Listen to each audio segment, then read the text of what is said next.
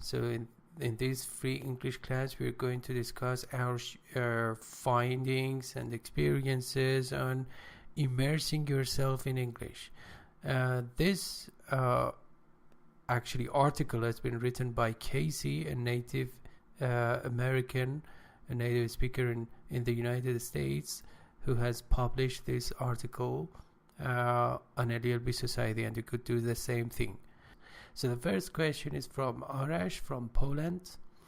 So how can we improve our English reading, or how can we improve the English ability when it comes to the reading ability in English? So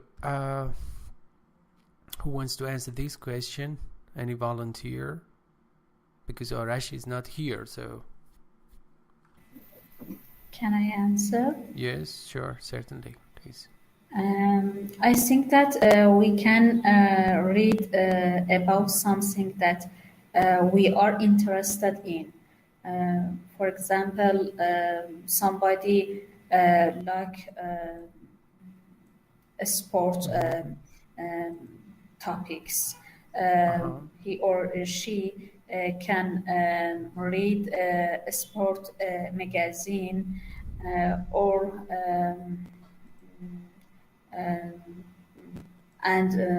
for example, I interested in read historical topics. Materials. Yes, materials.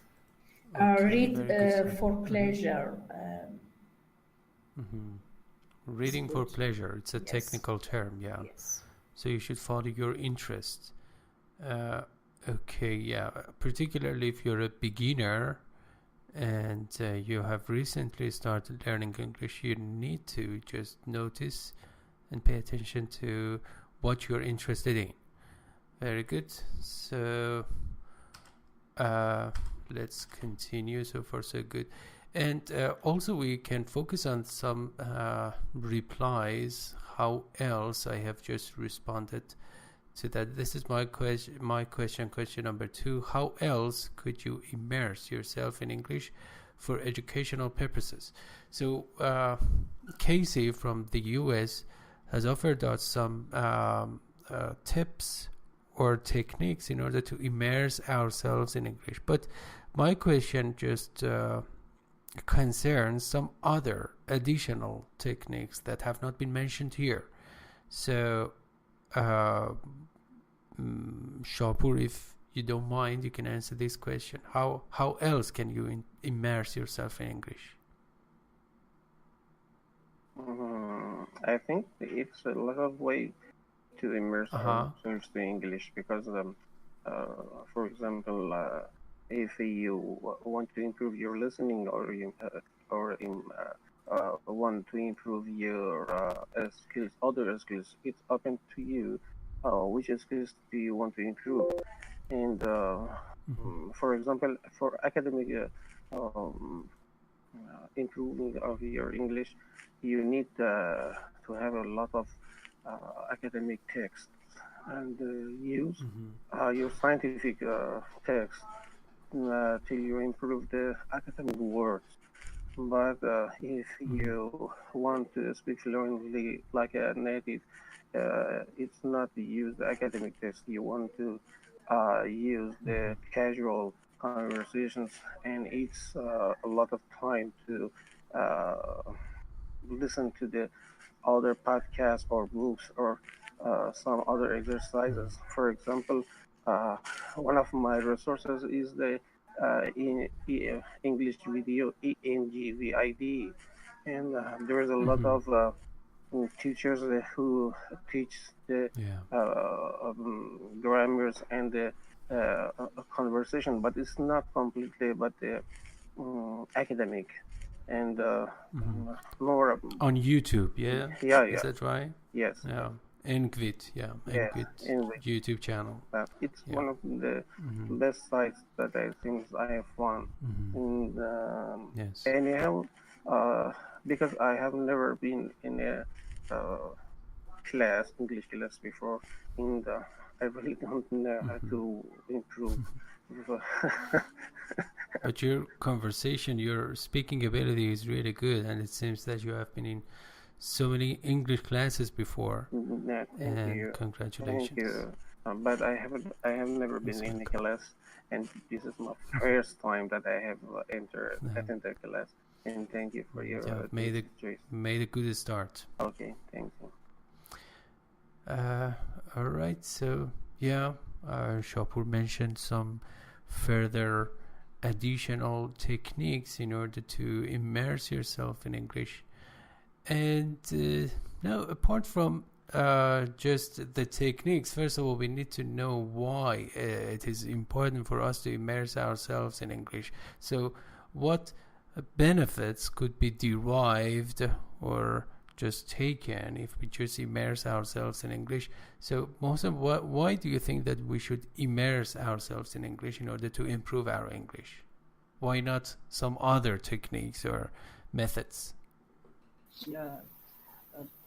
I believe we can. I believe we can everything immersing English. For example, we can watching TV, BBC News or CNN News, or we can watching series English, for example, The Walking Dead, and we can follow social media. It's used for sharing information, and followers always are studying news or following famous men or women. Okay.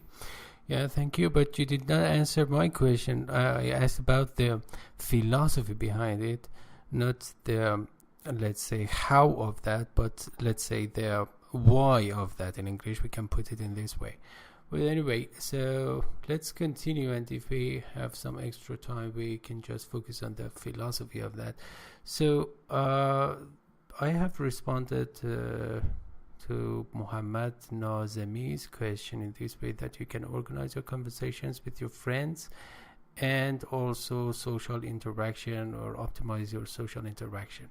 I'm just reviewing the questions here. And what about daily duties, or doing your daily duties in response to Muhammad Nazemi's post or reply? For example, writing diaries or journals in English in order to be able to think directly in English. So, Hajar, what's your point of view about that? I mean, do you think that writing diaries or journals in English could be effective and one of the methods in order to immerse yourself in English? Yes, I agree. For me, I like to writing, and learn. How can it help you? How can diary writing or journal writing in English help you to become a better, successful English learner? Because when I speak, I couldn't use grammatical things, but when I write, I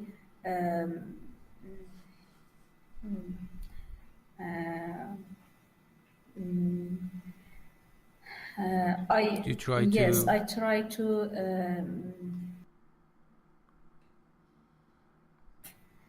and I think that write is for me is best way. Because maybe actually at the time of writing, you try to obey the grammar rules and put them into practice, and maybe actually when it comes to speaking, you don't have enough chance to think over the grammatical aspects of your language. Yes. And this is a good chance to practice grammar, you know, because when you want to write, actually you try to be really alert, and you pay maximum attention to what you're writing, and you don't have that chance when it comes to speaking and daily conversations. Yes, that's right. When we write something, we have enough time to think. So, okay, back to question number 3. I believe a question from Sasan. Sasan is not here. I believe that going to restaurants and public places do not improve your English skills considerably, because in the society you just use simple words and phrases. To what extent do you concur with me? Shapur, would you please answer this question? It's your turn. Yep, but beforehand, just wanted to add to your Sure. previous questions. Sure. And I Yes, want to please. tell something about my experience about it. Beforehand, in all times, because I am at my 52 years old now, and when we start at 16, I remember there wasn't so much time, and there was no internet sites on other things, and we use so few resources for learning English.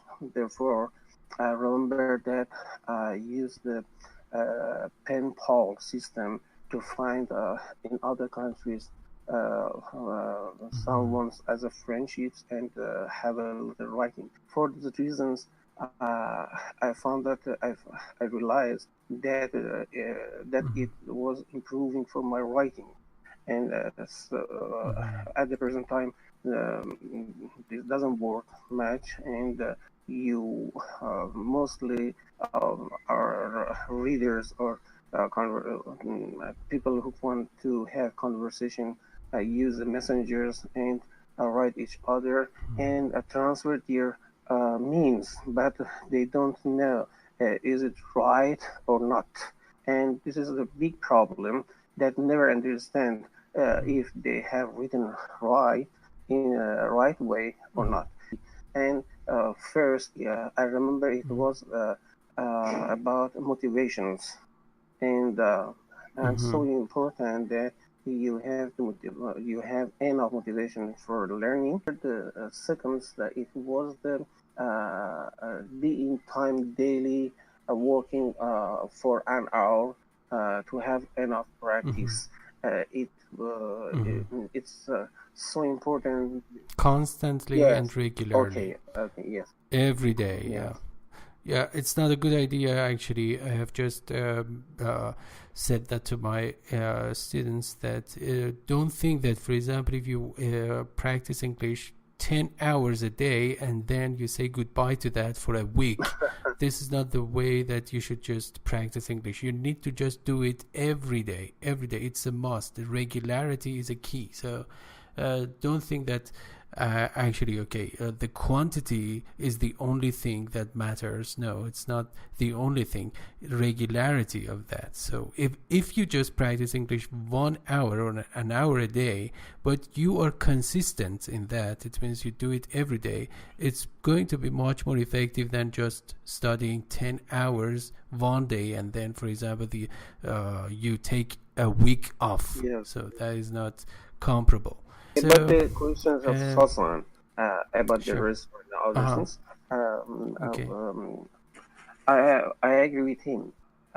Because when you go to a restaurant or somewhere else, you just use some casual or some words. It's colloquial, yes, colloquial, and it doesn't use so many talking. And I agree with Sasan that going to some these places can improve your English. It's my idea, you know. Yeah. Yeah, absolutely. If you just try to socialize with your friends in a casual way, so you can improve your conversational English or colloquial English. But what about your academic register or style of English?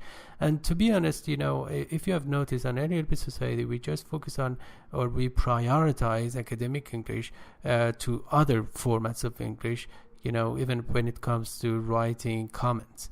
So I think if you just take this chance, your academic English will improve tremendously, very much, and this is a good platform, and you can just have interaction with so many other people around the world. And because for example, this article has been written by Casey, who is not Iranian at all, and she's a native speaker.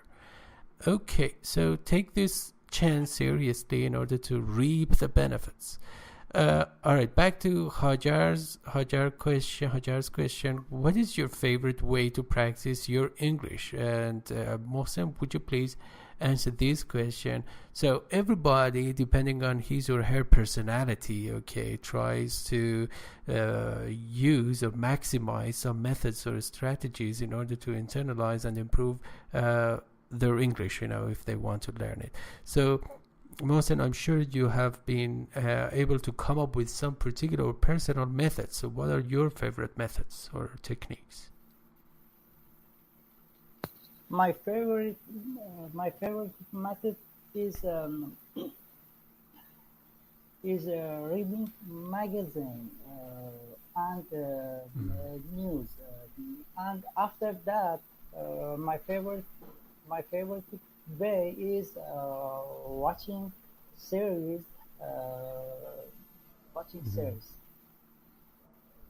Yeah, watching series. And could you mention some of, you already said Walking Dead. The Walking Dead is the name of a series. And what about magazines? Which magazines are you reading?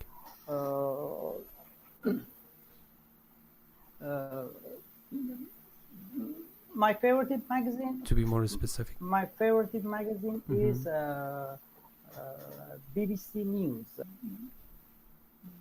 because my interest is news every place in the world. I see. Yeah. This is the matter of interest or taste. Yeah. Okay. Do you want to add something else? Is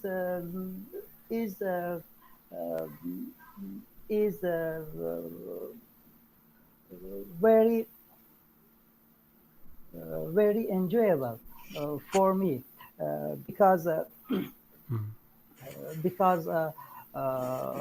I love actors playing in movie. You need to personalize the way that you try to just learn English. It's based on your interest, needs, and okay, very good. So let's focus on Hajar's second question, question number 5. What is the most difficult thing about learning English? So I think it's Hajar's turn. So let me ask you, Hajar, this question, and I will ask your question from Shahpur. Hajar, do you know any further? Please, if possible, please answer my question. Do you know any further method that has not been mentioned here in order to immerse yourself in English? For example, what about thanks to the availability of the internet these days in the 21st century, do you think that staying in touch with people overseas, I mean in other countries, actually with the help of internet or on the internet, could help you to just expand your communication and practice English with even native speakers, which was not almost possible, 20 years ago. So how is it possible? Shahpur said something about pen pen pal, or I don't know, but here I think that the availability or the possibility of choosing pen friends or pen pals, as Shapur said, has been maximized. You can easily pen pal system, so you can easily find pen pals or pen friends and stay in touch with them, corresponding to them, or having conversations on the internet as we do. For example, here Mohsen is not I think Shapur is from Gilan, Mohsen is from Ahvaz, I am from Karaj, and so we are not that close. So we are using the internet in order to communicate, and that's the beauty of that. So Hajar, what do you think about that? I think that it open a new way to us to learn. Internet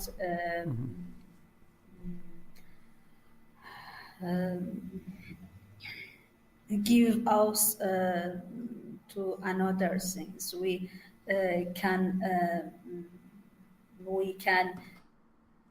read about everything in with search. Focus on pen pals. Focus on pen pals, finding friends, not just reading. Pen pal is a friend. Yes. That you find and communicate. It's not reading. It's practicing generally oral skills. We can find everyone to speak English or even other language. We can learn by this way. Because we can communication with others around the world, so we can learn about learn language, learn English, learn other things, and even search search them in the internet, and have a best friend in the other place. That's right. That's why we just call our universe or the world, let's say the world, not universe, the global village, because it has been globalized, and so global village is the idea of just making any kind of communication possible at ease in the most convenient way. So Hajar's question will be responded or answered by Shapur. What is the most difficult thing about learning English? So Shapur, how do you respond to this question? Okay, I think for me, I don't know for others it is okay or not, but for me it's the important things is the vocabulary, that what I understand the right meaning of it or not, because sometimes I adopt it, I think it is right or not, and when I use the Google translation, sometimes I see that it's completely wrong, and I know for what, because it's an algorithm that Google has, and it's that the first meanings of that word and second meanings and others, and when want to translate, use from the up to end, and use the first meaning. Sometimes the word, it doesn't mean that in the first meanings. And the Google translation, it's not so good for everyone. It's completely just want to show you the way, but it's not more time. It can't translate well. And for these reasons, many times I stop to myself, forget it or understand it well or not. I think it's my so important to me, and I have a difficult about it, and About previous questions that Roger told, it's completely belong to us how to use the internet for improving our English, because I noticed so many sites. There are so many sites. For example, British Council, it's from the Britannia. It's completely talk grammatically, and so it's one of the best things that I found, and I use it. But sometimes I use the CBS News for the famous people. I use want to understand some new words, and uh, in both of them, when the one or two equal to my own language, can find the right words, can find the right meanings, and I understand some words you have to know other the new and the used, and completely can translate to my language. I didn't know about it much. Thank you for your time. Yeah, thank you. Maybe actually because of the fact that you have been dependent on Google Translator, actually you have difficulties using or just choosing the right words when it comes to expressing your opinions. So do not, if possible, do not use Google Translate, because it is exactly the antithesis or the opposite of immersing yourself in English. So if you want to immerse yourself in English, forget about translation. You need to think directly in English. Otherwise, actually, it's not immersion. Immersion means, okay, you just soak or drench yourself in English with the water of English, if it is a metaphor. So you need to just expose yourself as far as possible, as much as possible, to actually English contact in one way or another, and forget about the let's say your source language. It must be just oriented to the target language, that is English. And you need to use an English dictionary, not English second dictionary or second language English. So forget about Persian, forget about your mother tongue, because that your mother tongue in this particular case is going to work against you, not for you. So so I have just recommended it to my English students that never ever use in Google Translator. That's the big challenge for many people, to locate or find proper vocabulary items in context. A very good strategy to practice that, actually, to improve your English vocabulary, is to learn vocabulary in context, contextualized. As you said, Google Translator actually is so weak when it comes to contextualize words and idioms, proverbs. It's difficult for machine translation. All right, and the last question from Mohsen: how many famous comic books do you know? And Hajar, will you please answer this question? I don't remember a famous comic books, because I think that they are related to my childhood, and when we we like to read a storybook that have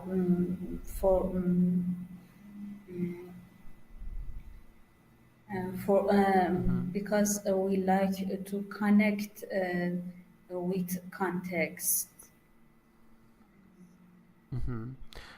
Yeah, if you want to focus on some comic or satirical writing or passages in English, you need to just maybe actually you have not experienced any, but hopefully English, fortunately English is so rich when it comes to comic and satirical let's say, materials. You can easily find English jokes and riddles and interesting satirical and comic materials on the net. One of the most renowned and famous satirical works actually in English literature is Jonathan Swift's Gulliver's Travel, and this has been the, let's say, our prototype or the best example of English satire. Alright, we come to the end of this session. Thank you very much for your attention, and I enjoyed this.